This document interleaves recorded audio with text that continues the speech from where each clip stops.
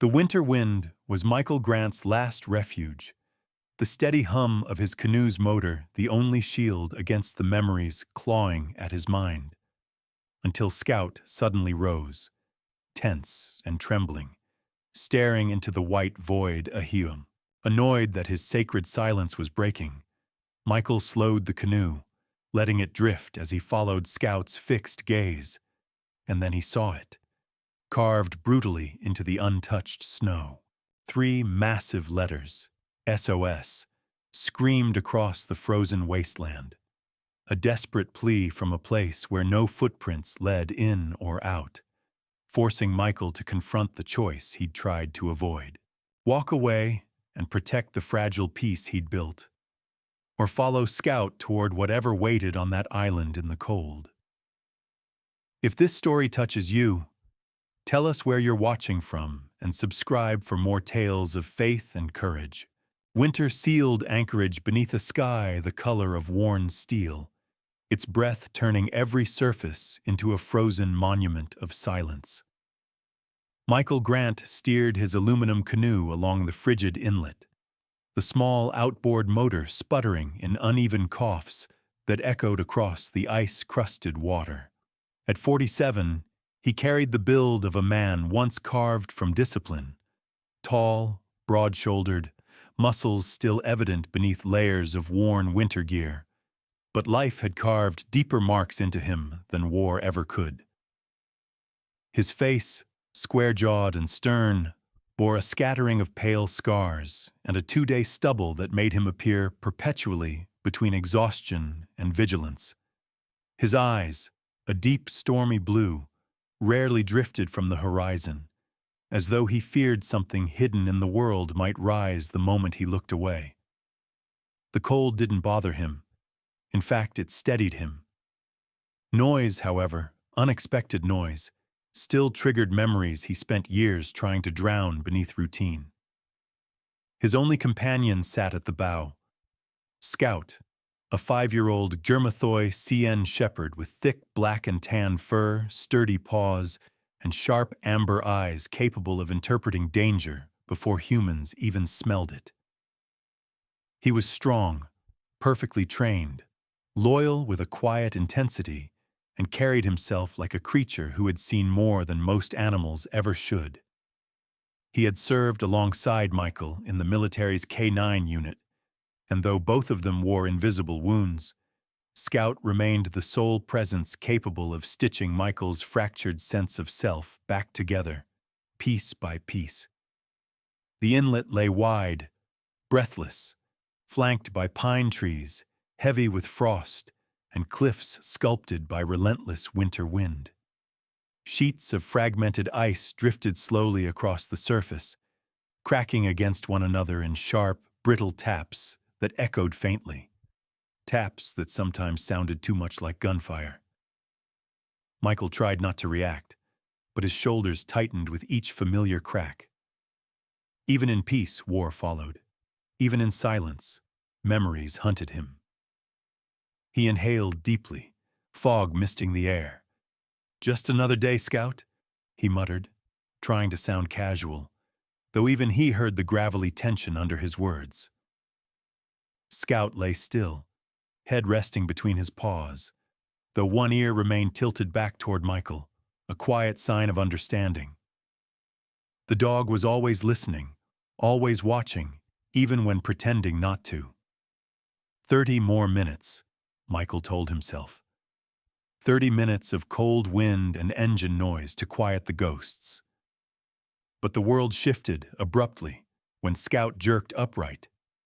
The transformation was immediate and violent. His ears shot forward, his spine straightened. A low, warning growl rose from his chest, one so primal it made the hairs on Michael's neck stand on end. Michael gripped the edge of the canoe. "What do you see?" he asked, voice tightening. Scout leaned dangerously close to the edge, eyes fixed on a snow-covered island ahead. Raven's Point, a jagged slab of rock and pine, locals generally avoided in winter. The island had no trails, no cabins, No reason for anyone sane to visit during storms. Michael followed Scout's gaze, squinting through the haze. At first he saw only white mounds and dead trees, but then his breath hitched as something unnatural snapped into clarity. 3 enormous letters, carved against the snow using driftwood, fallen branches, and uprooted pine trunks. Letters so deliberate they could not have been shaped by wind or accident. SOS. The message struck him harder than any blast wave.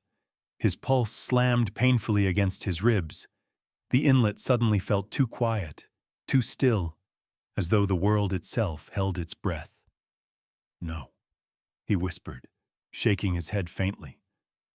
"Not today." But Scout barked, a sharp, commanding sound that made refusal impossible. Michael clenched the tiller, steering the canoe toward the island with reluctant, sinking dread. Every foot they advanced felt like stepping deeper into the past he wanted to forget. He had once led men through chaos. He had once sworn to protect. But after the ambush that stole his closest friend, an event that left Michael shouting into dust and radio static while Scout dragged him away, he had buried that version of himself beneath routines and solitude. Yet here was a distress call carved into snow, a plea on a deserted island, an echo of the duty he tried to abandon. "All right," he muttered. "We'll check it out." As the canoe cut through the ice-chilled water, Scout leaned forward, nose twitching, muscles taut like wire. Whatever was on the island, the dog already sensed its weight. They reached a curve of shoreline littered with ice slabs and frozen driftwood. Michael slowed the motor, guiding the canoe onto pebbled, snow-packed ground. When his boots met the earth, the cold bit sharply through the rubber soles. But another chill, one born not of temperature, but of foreboding, traveled deeper. The SOS letters loomed overhead, larger and more desperate up close, branches splintered as if torn apart by someone frantic. "Someone put everything they had into this," Michael murmured, brushing snow from a thick pine trunk used to shape the S. Scout's growl intensified. Michael followed the dog's stare toward the forest beyond the beach, where a narrow trail disrupted the otherwise pristine snow. Footprints, some deep, some half-blurred, mixed with drag marks and broken brush, suggested a struggle or frantic escape. The forest beyond stood black and silent, branches heavy with frost, their stillness terrifying in its completeness. Michael felt his ribs tighten, breath shortening. The last time he followed tracks like these, he found the aftermath of an ambush. Bodies, smoke, and silence. He swallowed hard, steadying himself. "You want to go in, don't you?" he whispered. Scout didn't look back. He didn't need to. He took a single step toward the trail. Michael exhaled, long and shaky. His instincts, once sharp, now dimmed by grief, tried to hold him back. But Scout walked because someone had to, and Michael followed because he couldn't bear the thought of failing someone again. "All right, buddy," he said softly. "Lead the way." Together they stepped into the shadows of Raven's Point, the SOS fading behind them as the forest swallowed their silhouettes whole. Michael Grant moved deeper into the forest with Scout at his side, their footsteps muffled beneath layers of snow thick enough to swallow sound itself. The deeper they went, the more the winter light dimmed, filtered through the skeletal arms of pine trees heavy with frost. The air grew colder, the type of cold that didn't sit on the skin. It burrowed into bone, whispering its way into old wounds. Michael adjusted the strap of his worn canvas bag, feeling its weight drag against the tension already coiling in his chest. Scout's nose was low, sweeping the ground in small arcs, his body tense but steady, muscles rippling beneath his thick winter coat. The dog moved with purpose, tail stiff, ears rotating like living radar dishes. Michael trusted those instincts more than he trusted his own. After 20 yards, Scout stopped so suddenly that Michael nearly walked into him. The dog's growl began low, a vibration that seemed to rise straight from the ice beneath them. Michael scanned the clearing ahead. The trees here bent at strange angles, as though the wind had once screamed hard enough to twist them. Beyond, a cluster of boulders sat half buried in snow, and between two of them lay something dark. A shape. A warning. Michael crouched, breath clouding, heartbeat thudding too loudly in his ears. Scout moved first, creeping toward the shape with practiced caution. The dark object slowly materialized into a jacket. Thick, wool, winter grade. As Michael approached, he saw it was torn across the shoulder, the fabric stiff with dried blood. The brownish color had oxidized, making the stain look almost black in the dim winter forest. He turned the jacket over. The initials LP were stitched inside near the collar. Michael felt the tightening in his chest again, the one that came before flashbacks. Luke Parker, he thought. Emily's husband. The man mentioned in the journal. Scout sniffed aggressively at the jacket, then at the snow around it. He paced once, twice, then zeroed in on a trail of half-buried footprints leading deeper into the trees. The tracks were uneven, one set deep and heavy, the other shallow, almost dragging.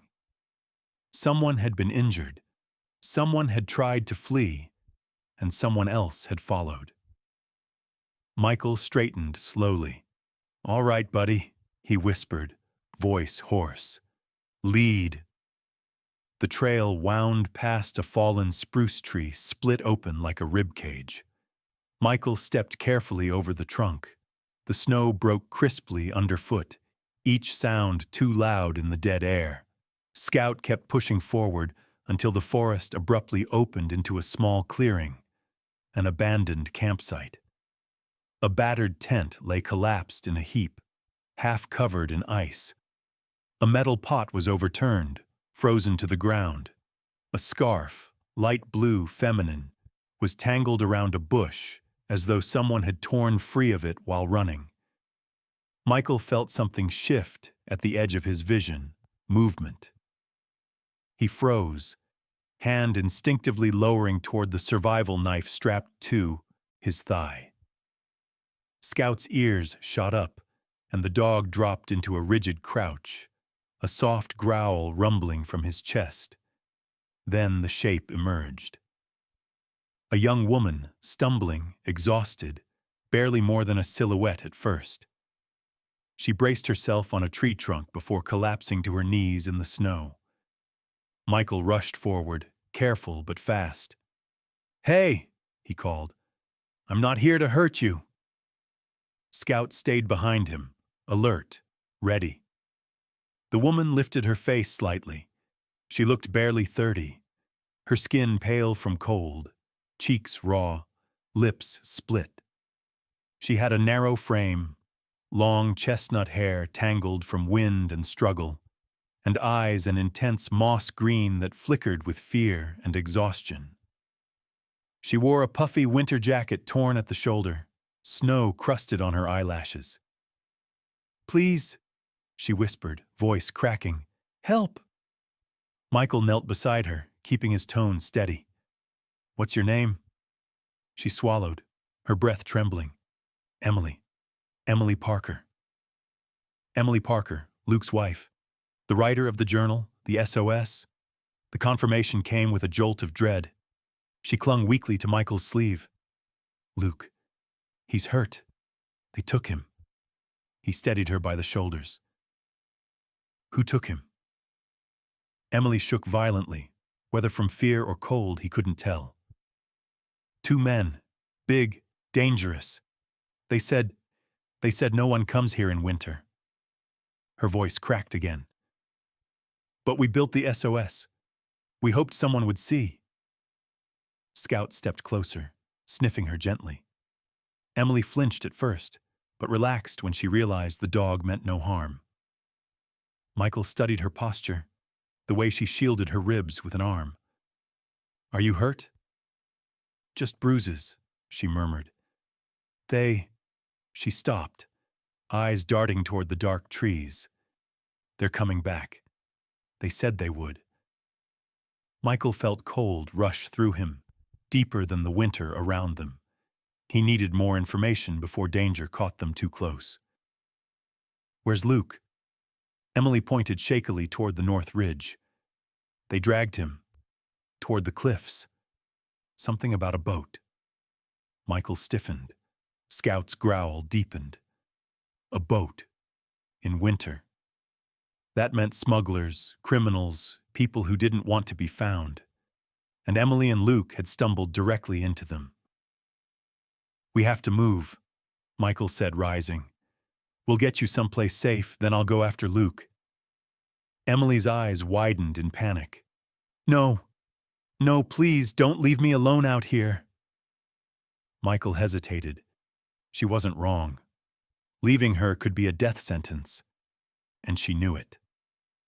Scout stepped beside her, sitting upright, a living barrier between her and the shadows. His presence steadied her breathing. Michael put a hand on her shoulder. I won't leave you. We move together. For a moment, relief softened the lines of her face. Then she whispered, voice trembling. They're still close. I heard them. They said they need Luke alive. Michael exhaled slowly. That meant time. Some, not much. He helped Emily stand, supporting her weight as she shivered violently. Scout circled them once, nose searching the air. Then he stopped abruptly, body rigid. Michael felt the tension ripple through him. What do you smell, boy? Scout growled. Low, dangerous, certain. Michael looked into the forest, but saw nothing yet. Emily clung to him. They're coming, she whispered. Scout took 2 steps forward, stance widening, muscles coiling. Whatever was approaching, Scout already knew. And Michael realized he had walked straight back into the world he thought he left behind. Stay behind me, he ordered. The forest answered with a distant crunch of snow, then another. Someone was out there, someone closing in.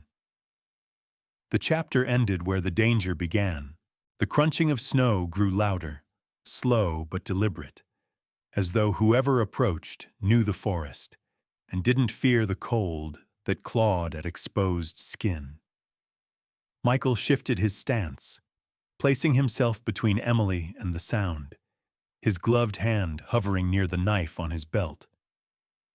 Scout stood ahead of him, body low, tail straight, ears locked forward like sharpened blades. Every muscle in the dog's frame pulsed with anticipation. Emily clutched Michael's sleeve, her breath ragged, leaving thin clouds in the frigid air. They found us, she whispered, her voice barely more than a shiver. It might be just one, Michael murmured, though he didn't believe it. Danger rarely traveled alone. A figure emerged between the pines, tall and heavy-set, dragging one leg through the snow. His winter jacket, black, thick, stained at the sleeve, hung unevenly on his large frame.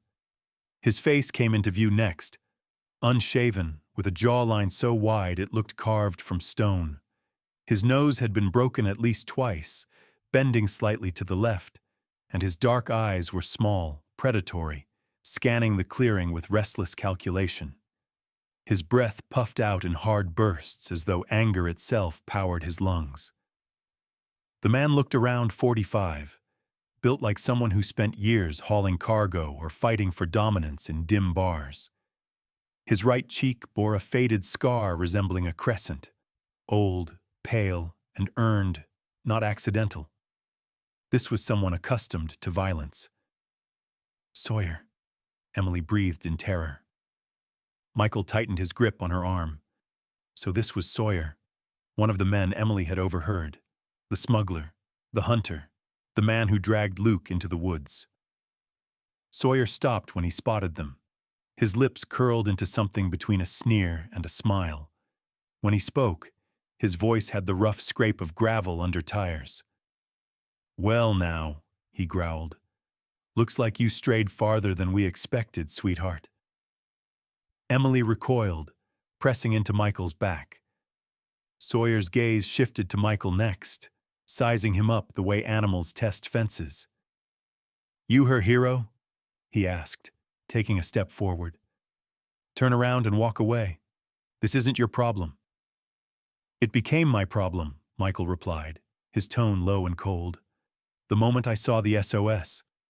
Sawyer laughed once, a harsh, humorless sound.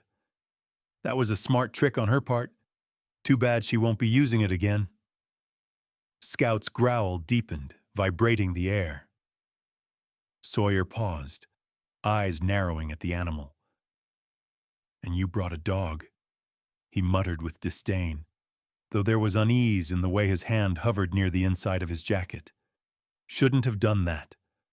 Michael angled his body slightly, preparing. He didn't want to fight, but Sawyer's posture radiated aggression. The squared shoulders, the widening stance, the twitch in his jaw. His kind only understood force.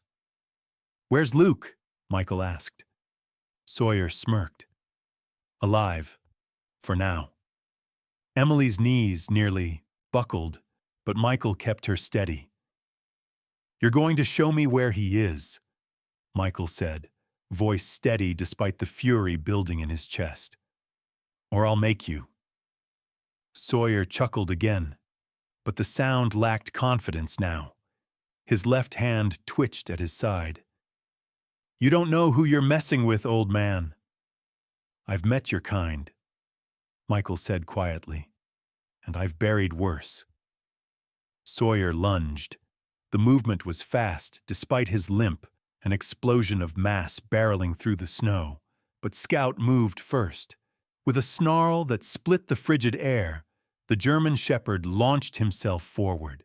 Sawyer barely raised his arm before Scout slammed directly into his hip, knocking him off balance. The big man crashed into the snow, grunting as he fought to regain control. Scout circled him, teeth bared, hackles raised high. But Sawyer was strong, dangerously strong.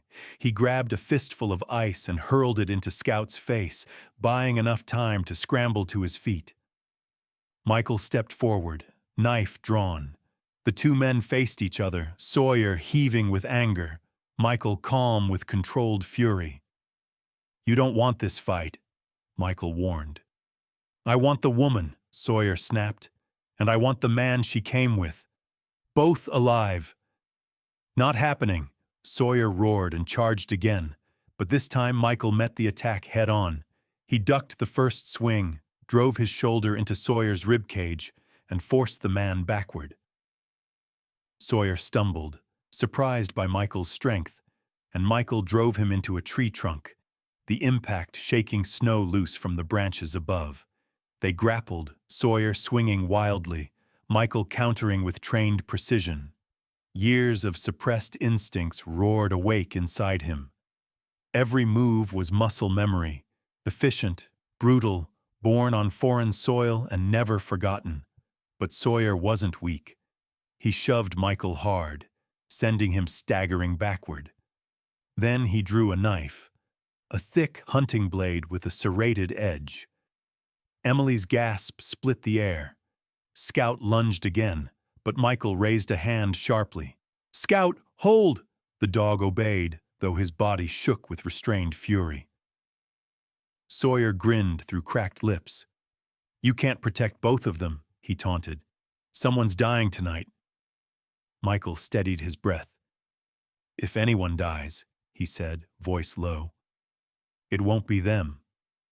Sawyer slashed, but Michael parried with his forearm, letting the blade graze along his jacket instead of flesh. Pain shot through him as the tip nicked skin beneath the fabric, but he ignored it and slammed his fist into Sawyer's jaw. Sawyer staggered. Michael tackled him to the ground, pinning the man's wrist. Snow flew around them as they wrestled, Sawyer grunting, Michael straining, Emily crying quietly into her hands. Scout barked, pacing in tight defensive circles. The knife slipped from Sawyer's grip.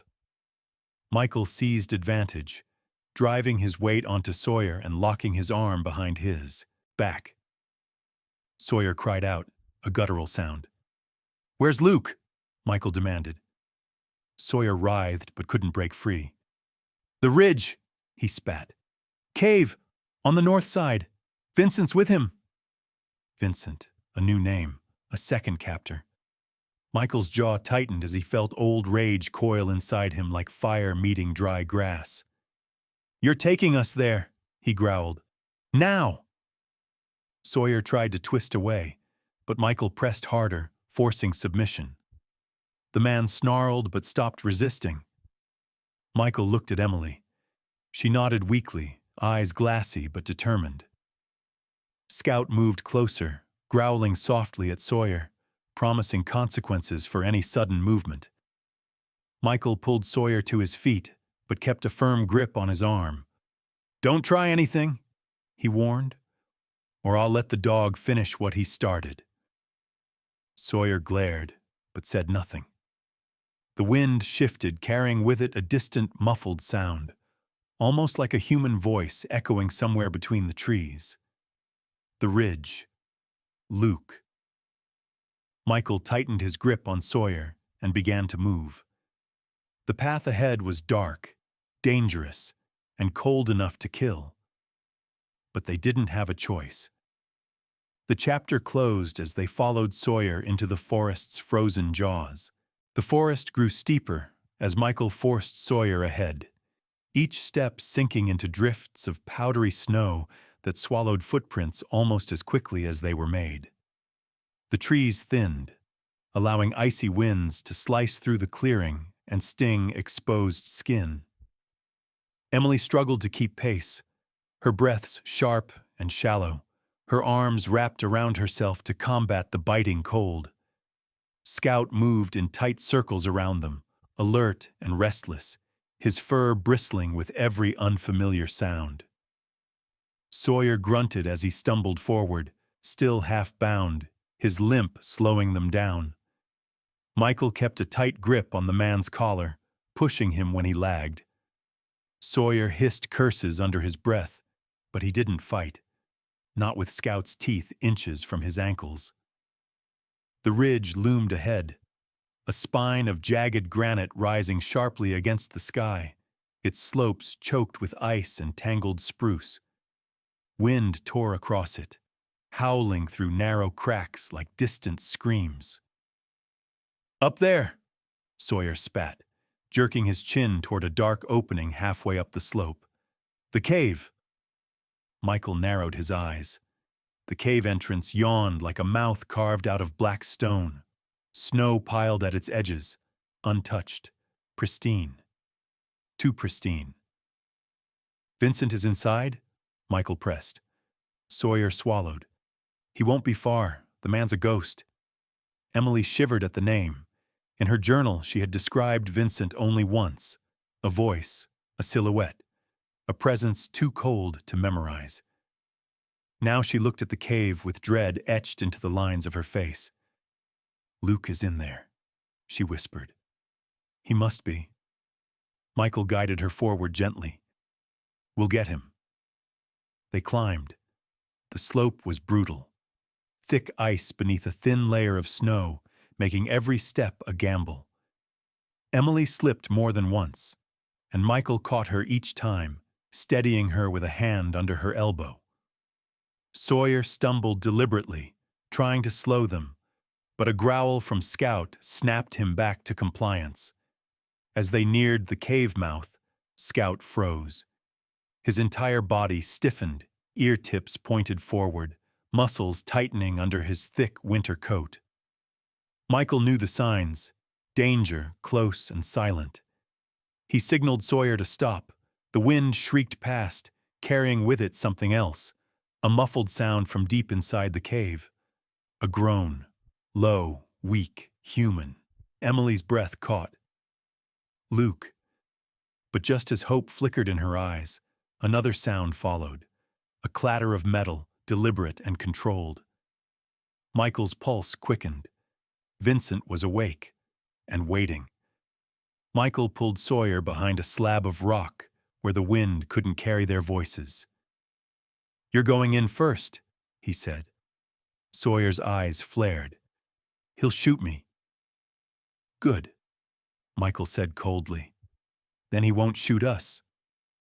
Sawyer's lips curled into a hostile snarl, but the threat of Scout kept him moving.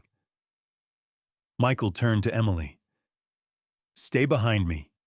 If anything happens, fall back." Emily didn't argue. Fear had drained the color from her skin, turning her freckles stark against her cheeks. Scout stood at her side like a wall of fur and muscle. Michael pushed Sawyer forward into the cave's mouth. Darkness swallowed them immediately. The air was colder here, eerily still, carrying the damp scent of stone and the faint trace of smoke. Deeper inside, a lantern flickered weakly, casting thin amber light against the walls. It revealed the cave's size, a narrow tunnel leading into a wider chamber. In that chamber, Michael saw him. Luke Parker. He was slumped against the far wall, wrists bound behind him, his face pale and feverish. A thick beard, usually groomed, had grown wild over his jaw. His short blonde hair was matted with sweat, clinging to his forehead. His breath came in short, painful gasps, but he was alive. Emily stifled a sob behind Michael. Luke lifted his head weakly at the sound, his eyes, blue like shallow ice, struggling to focus. "Emily?" Before Emily could answer, a shadow stepped from behind a pillar of rock. Vincent. He was leaner than Sawyer, but no less threatening. Around 38, with a tall, wiry build wrapped in a heavy charcoal coat. His dark brown hair was cropped short, revealing a jagged scar running from his right temple down to his cheek. The scar looked recent, angry, red, still healing, the type left by a blade or metal shard. It gave him a perpetual expression of simmering rage. His eyes were cold, a murky green lacking any warmth. He moved with practiced precision, a predator's gait, every step calculated. In his right hand, he held a sawed-off shotgun, the barrel blackened and worn from years of use. "Sawyer," Vincent said, voice low and flat. "You were supposed to watch the woman." "She had help," Sawyer grunted, jerking his head toward Michael. "This guy—" Vincent's gaze shifted to Michael, lingering on the man's squared shoulders, military posture, the subtle tension of someone trained to strike before thinking. "I know your type," Vincent said. "Ex-military. Haunted. You think saving these two will cleanse you somehow?" Michael didn't respond. He shifted slightly, angling his body to shield Emily while keeping Scout in his peripheral vision. Vincent's lips thinned into a smile devoid of humor. "Put the dog down, and maybe we can talk." Scout growled, a rumble of defiance. Michael steadied his breath. "You let Luke go," Michael said steadily, "and no one else has to get hurt." Vincent laughed, a short, sharp sound. "You think I'm afraid of you? I've dealt with worse than washed-up soldiers." Emily stepped forward instinctively, voice cracking. "Please, please don't!" The shotgun snapped toward her. Michael lunged, pulling Emily back. The shot never came. Scout launched himself forward, intercepting Vincent's line of sight with a snarl that echoed like thunder in the cave. Vincent jerked back, startled, the shotgun wavering. Sawyer took advantage of the moment, shoving Michael aside and bolting toward the exit. Scout hesitated, divided between targets. "Scout, stay!" Michael commanded. The dog froze mid-leap, caught between instinct and obedience. Vincent swung the shotgun toward the opening where Sawyer fled. "Coward," he spat. Emily rushed to Luke's side, sobbing as she touched his face. Luke leaned into her hand weakly, his voice ragged. "Em, you came back." Michael stepped forward. "Put the gun down, Vincent." "Not a chance," Vincent hissed. He stepped back toward a narrow crevice at the cave's rear. "This ends my way, not yours." Then he disappeared into the shadows. Michael cursed under his breath. Luke needed to move, fast. The cave was no longer safe. "We have to go," Michael said. Scout barked sharply, urging them on. Michael slung Luke's arm over his shoulder, feeling the man's weight, fire-hot with fever and weakness. Emily supported Luke from the other side. Behind them, the cave's shadows stretched deeper, swallowing Vincent's escape path. The ridge howled outside as they prepared to descend. The chapter ended with the storm rising, and danger still lurking. The wind outside the cave had grown violent, a rising howl that whipped across the ridge like some living thing hungry for anything caught in its path. Michael braced Luke against his side as he, Emily, and Scout emerged from the cave's mouth. Snow stung their faces in sharp, wind-driven pellets. Every breath felt like inhaling ice shards. Luke groaned as his boots hit the ground, barely able to stand. His face, usually softened by quiet confidence, now sagged with exhaustion. Fever glossed his pale blue eyes, and the tangled blonde hair that stuck to his forehead made him look even younger than his 30-something years. Emily tightened her hold on him, tears freezing at the corners of her eyes as she whispered soothing words only he could hear. "Michael," Luke rasped, "don't let her fall." Michael nodded silently. He wasn't letting either of them fall, not while he was still breathing. Scout pushed forward through the thickening snow, head low, nose twitching rapidly. The dog's posture was tense, not the bristling alarm of a surprise threat, but the stiff readiness of a protector who knew danger still lurked nearby. Vincent hadn't vanished.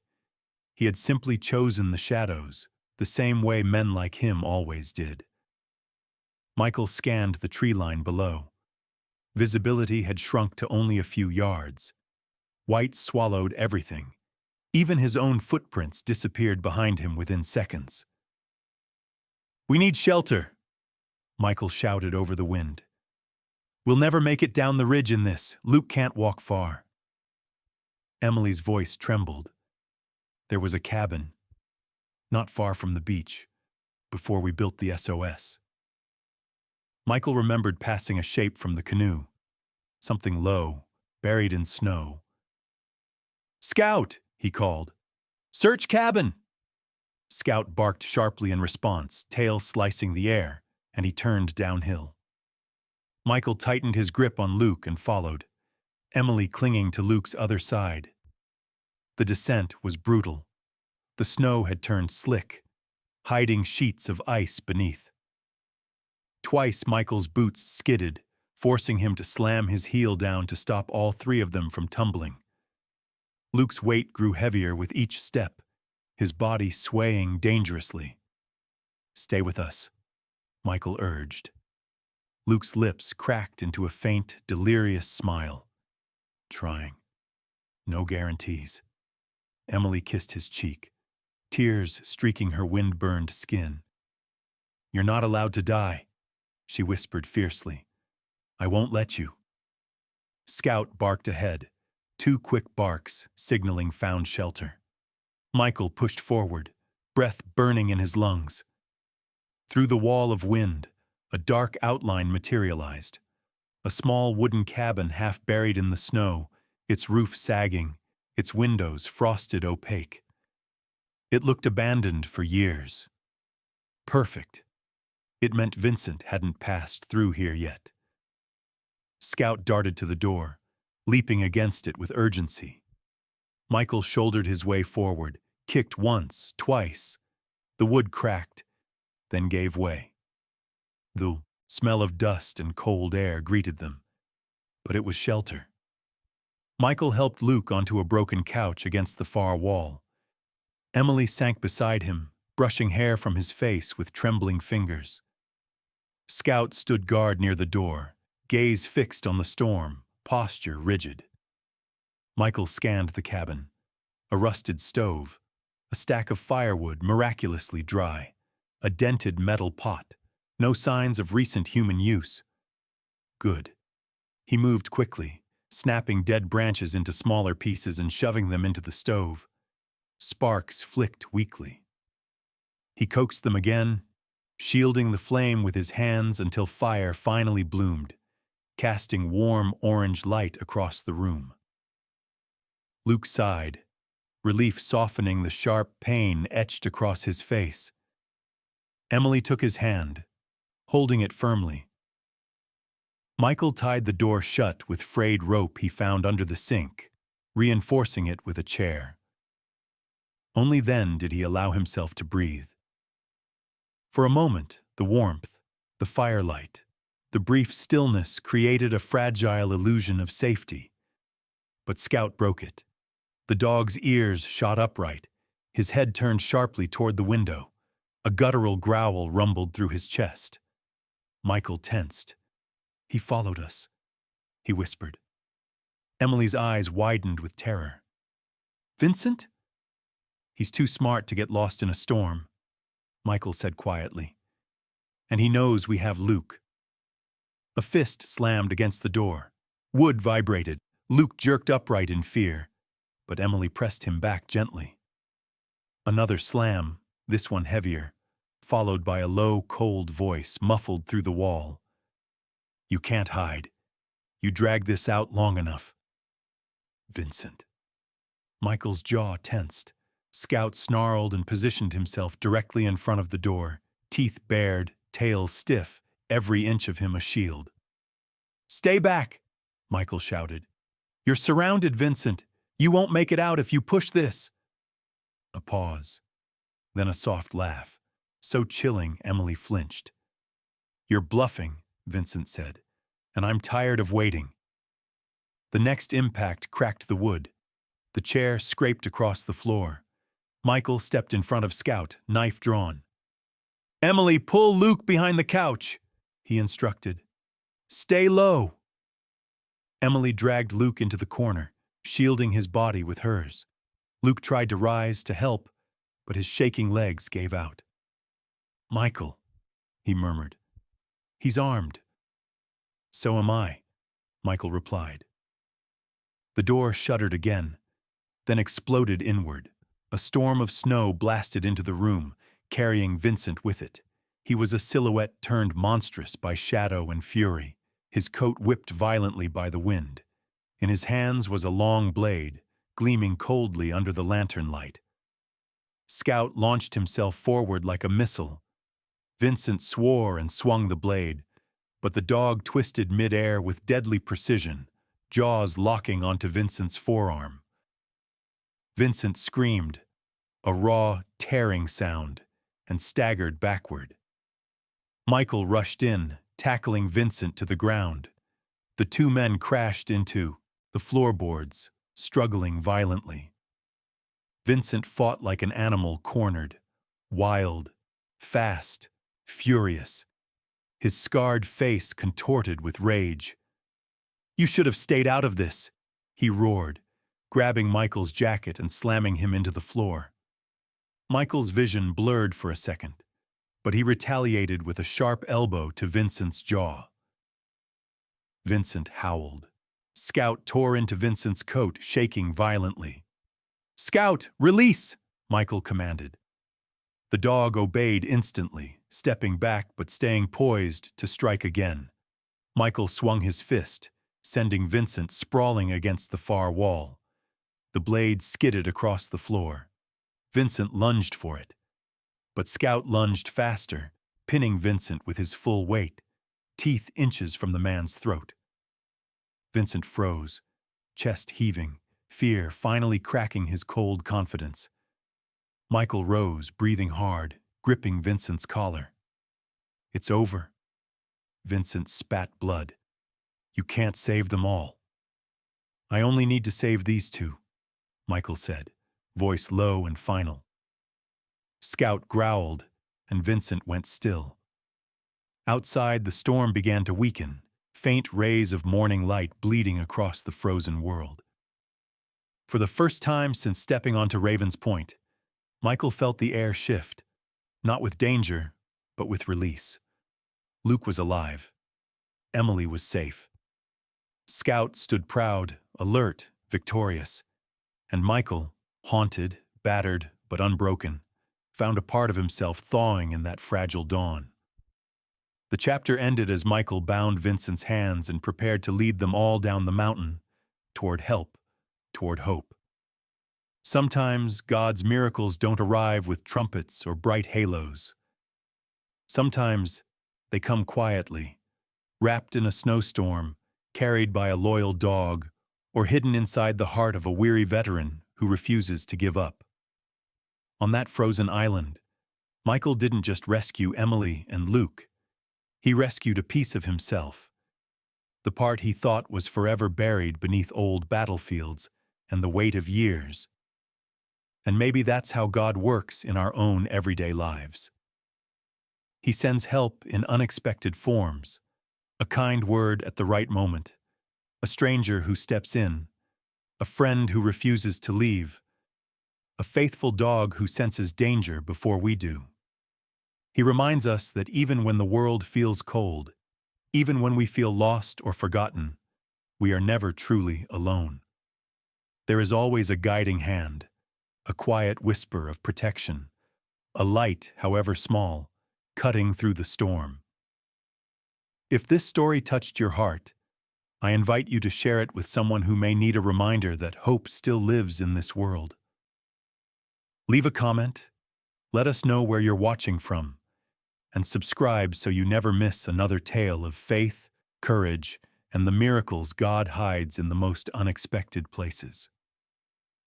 May God bless you, keep you safe, and surround you with the same protection He gave Michael, Emily, Luke, and every soul who walks through storms with faith still burning in their chest.